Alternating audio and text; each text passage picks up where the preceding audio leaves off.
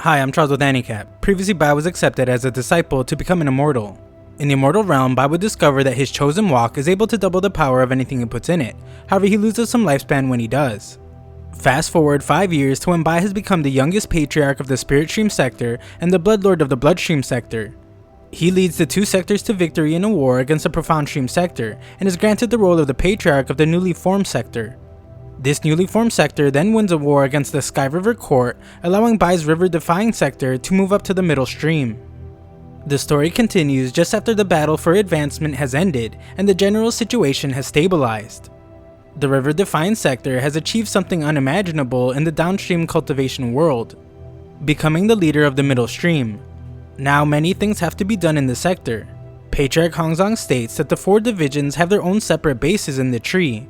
They have all agreed that the management of their new sector will be done in 200-year periods, and the four divisions will take turns to lead the sector. The Spirit Stream division will be the first to take charge, with Yuan Dong as sector leader.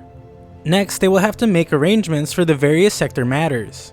He explains that preparing for the sector's opening ceremony is extremely important, so someone of significant status must be in charge of this. Yuan Dong believes that the young Patriarch Bai is the only one that can handle such an important task, and Patriarch Song agrees. Of course, Bai thinks the same, but Hongzong gives the task to Yuan Dong, and Bai tells himself that it's best since he can't show off his strengths doing that sort of task anyway. The next task is to organize the regular patrols that will guard the sector. Patriarch Song explains that in terms of being adept in paperwork and combat, the young Patriarch Bai is the best candidate.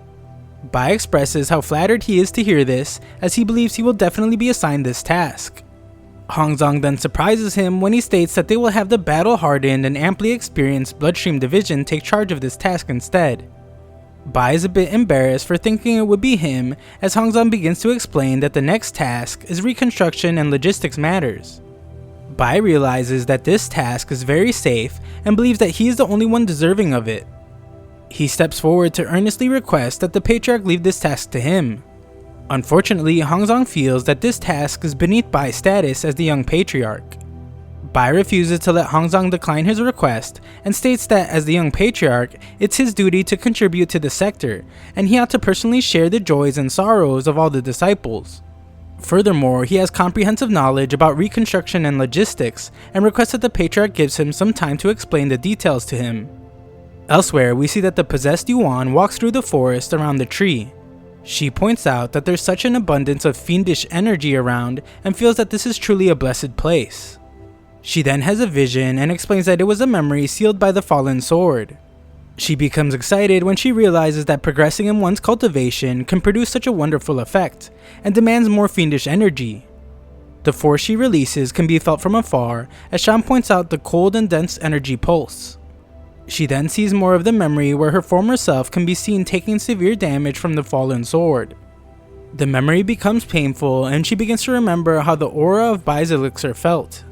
The same goes for the feeling she got from his key of the heavenly path. She then begins to wonder if it was all just a coincidence, but thinks more of it. Her consciousness was restored and her seal was undone. This makes her realize that Bai was somehow mysteriously and inevitably involved in all of it. She then concludes that it looks like if she really wants to return, she will need to extract more clues from Bai. Shan and the others are then terrified when they find robes scattered throughout the forest. Back with the Patriarchs, we see that Bai is finishing up his explanation. His closing statement is that rebuilding the clan in this way will not only save resources, but also alleviate their disciples' sense of unfamiliarity with this place and their homesickness. All Hongzong will have to do is just give the order to implement his plan that considers the interests of everyone. The Patriarch remains silent, so Bai thinks about how he has already played this up so much and wishes for the Patriarch to say something. Hongzong is finally ready to speak and begins to decide who the task should go to. Bai waits with great anticipation, but unfortunately he is interrupted by a message of trouble. It's Shan and he explains to everyone that the Tomb Forest is haunted. He explains the situation and Bai realizes that this situation is very serious since Shan is not the type to be scared easily. Hongzong points out that it was not easy to end this war and things are finally starting to get back on track, so they can't afford any more trouble. They acknowledge that this is no small matter and they have to send someone who can get the situation under control.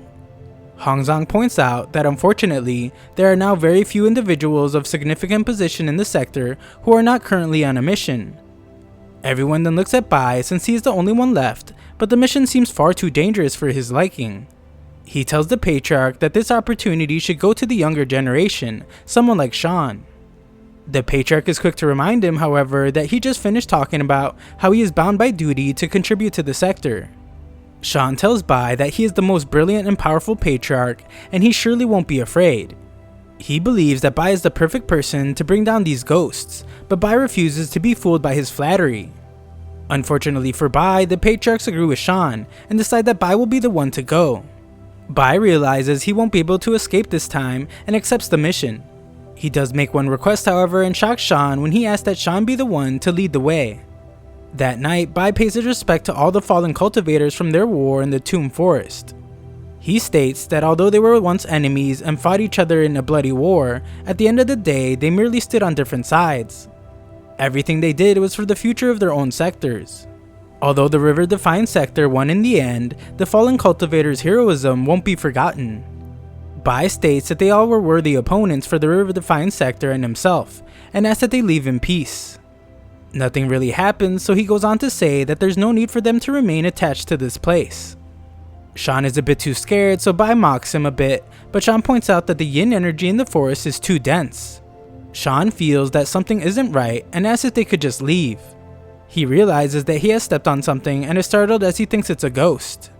He prays to his god as he trembles in Bai's arms, and Bai tells him to calm down as he is an experienced cultivator that shouldn't be afraid of bones of the departed. This makes Bai realize something though. All the disciples who died in the war have been buried in graves, so there shouldn't be any bones just lying around. Something is definitely not right, and Bai decides that they need to continue investigating.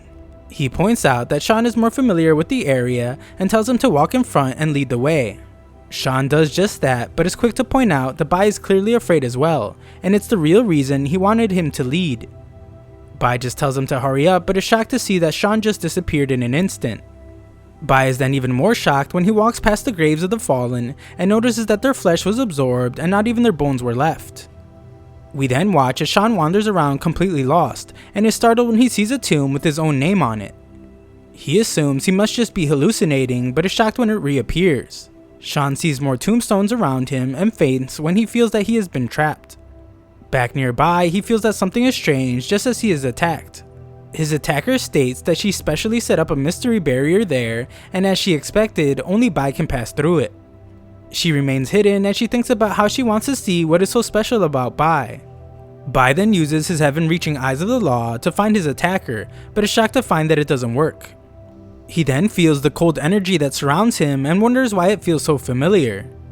Bai uses his elixir to cover the area in smoke, and his attacker finally greets him. She points out how they haven't seen each other in a while, and commends him for improving his elixir even more. Bai instantly recognizes the little girl, and is shocked to see that she made it all the way there from the fallen sword abyss. He assumes she wants his elixir, so he offers to give her all of it, but in reality he is reaching for an ancient jade that he knows will be able to restrain her.